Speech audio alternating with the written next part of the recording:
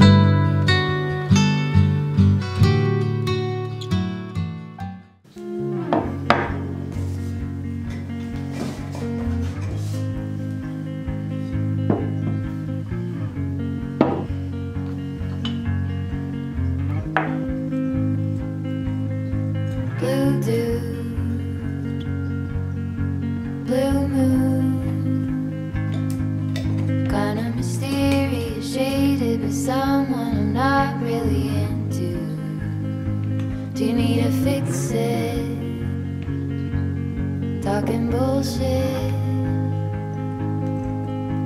It's hard to see you when your eyes look dull. Who's gonna save you? Who's gonna make you not blue?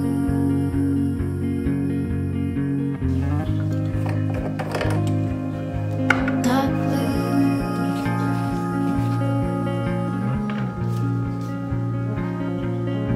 Blue too. That blue. Sort of whippy and jaded, but let's not talk about. On est mardi après-midi et je continue doucement à m'occuper des petites tâches qui traînent autour de la maison. J'ai rassemblé devant moi plein de plantes dont je dois m'occuper. Alors la première chose que je vais faire, c'est que je vais retirer les kalanchoés qui sont dans mon terrarium parce qu'ils ont pris beaucoup trop de place, que c'est vraiment le bazar là-dedans. Donc je vais les enlever, je vais les rempoter dans un nouveau pot. Et à la place, ce que je vais faire, c'est que je vais mettre les petites succulentes que j'avais fait pousser avec vous, qui ont bien pris, qui ont bien raciné.